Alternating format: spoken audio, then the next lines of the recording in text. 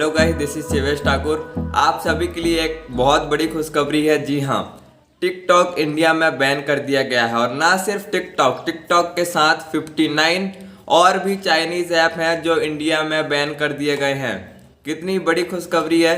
चलिए जानते हैं कि ये कौन कौन से ऐप्स हैं, जिसमें TikTok, SHAREit, CamScanner, UC Browser, Clip Factory, WeChat, DU Cleaner, Battery Saver, BeautyPlus, Vivo Video और भी बहुत सारे ऐसे ऐप्स हैं। लिस्ट आपके सामने आप देख पा रहे होंगे जिनको इंडिया में बैन कर दिया गया है। जी हाँ दोस्तों, ये बहुत ही बड़ी खुशखबरी है। चलिए जानते हैं कि इनको यहाँ बैन क्यों किया गया है, इसके पीछे का कारण क्या है।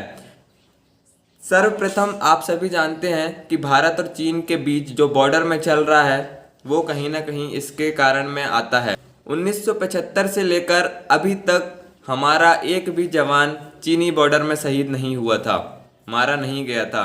परंतु अभी जो चीन ने किया है उसके कारण हमारे 20 जवान शहीद हुए हैं। और न सिर्फ 20 जवान बल्कि 75 जवान घायल हैं, जो भारत बिल्कुल भी सहन नहीं करेगा। ये चीन ने बहुत बड़ी गलती की है। आप सभी यह जानते हैं कि इसमें चीन ने ना ही कोई बंदूक और ना ही किसी प्रकार के अस्त्र शस्त्र का उपयोग किया है। ऐसा क्यों? क्योंकि सन 1995 में भारत और चीन के बीच एक समझौता हुआ था। अब वो समझौता था द्विपक्षीय समझौता, जिसमें दोनों देशों ने इस बात पे समर्थन किया था कि कोई भी एक दूसरे के खिलाफ बंदूक या और भी शस्त्रों का प्रयोग नहीं करेंगे। परंतु चीन ने इनका प्रयोग न करते हुए और भी दूसरे हथियारों का उपयोग करके भारतीय सैनिकों को नुकसान पहुंचाया है।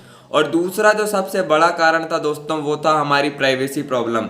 ऐसा कई बार भारतीय गवर्नमेंट ने पकड़ा है कि जो हमारे चाइनीज ऐप हैं वो हमारा डाटा, भारत का डाटा ब्रीच करने की कोशिश करते हैं। इससे हमारा डाटा हैक हो सकता है। अब ये कैसे होता है ये देखिए।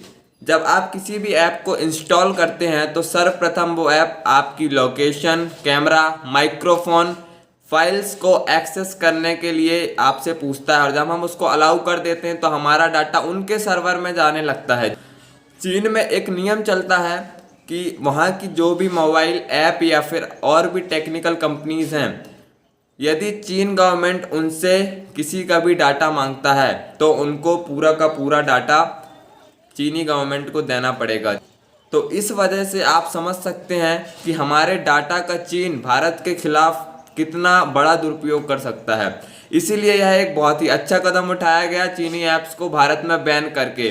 तो आप सभी इसमें भारत का समर्थन कीजिए। और आपके मोबाइल में भी यदि इनमें से कोई भी ऐप है तो उसको अभी के अभी अनइंस्टॉल कर दीजिए। अब दोस्तों, इससे भारत को और भी क्या फायदे हैं वो देख लेते हैं। सर्वप्रथम, कई दिनों से भारत में एक मुहिम चल रही थी चीनी सामानों का बहिष्कार करने की। उसमें हमने एक बहुत बड़ा कदम उठाया है। दूसरा कि अब भारत का डाटा ब्रीच होने के चांसेस बहुत कम हो गए हैं। इससे एक चीज़ श्योर कर दूं कि चीन के द्वारा साइबर अटैक की जो संभावना है वो भारत में बहुत कम हो गई है। तीसरा, चीन की जो इकोनॉमी है उसमें भारी गिरावट आएगी। चौथा, भारत के लिए एक बहुत बड़ा चांस है। कैसे दोस्तों?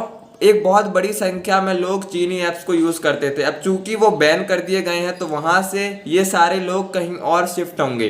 अब यदि ये सारे लोग इंडियन ऐप्स में शिफ्ट होते हैं तो आप सोचिए कि इंडियन इकोनॉमी कितनी बढ़ेगी और जो इंडिया का डाटा है वो इंडिया में ही रहेगा। तो ये एक बहुत बड़ी अपॉर्चुनिटी है जिसका हमें फ़ायदा उठाना चाहिए। दोस्तों, यदि इनमें से आप किसी भी ऐप का उपयोग करते थे और आपको उसका अल्टरनेटिव चाहिए तो आप कमेंट बॉक्स में नीचे उस ऐप का नाम लिखिए, हम आपको उसका अल्टरनेटिव बताएंगे। या फिर आप हमसे इंस्टाग्राम पे आके पूछ सकते हैं, आईडी ऊपर दिख रही है। दोस्तों, इस वीडियो को बहुत ज़्यादा शेयर कीजिए, हर एक व्यक्ति तक पहुंचाइए, क्योंकि इन ऐप्स को हमारे मोबाइल से हटाना बहुत ज़्यादा ज़रूरी है। यदि वीडियो आपको अच्छा लगा है तो चैनल को सब्सक्राइब कीजिए, बाजू में बेल आइकन के बटन को दबाइए, लाइक कीजिए, कमेंट कीजिए और बहुत ज़्यादा शेयर कीजिए। धन्यवाद आप सभी को।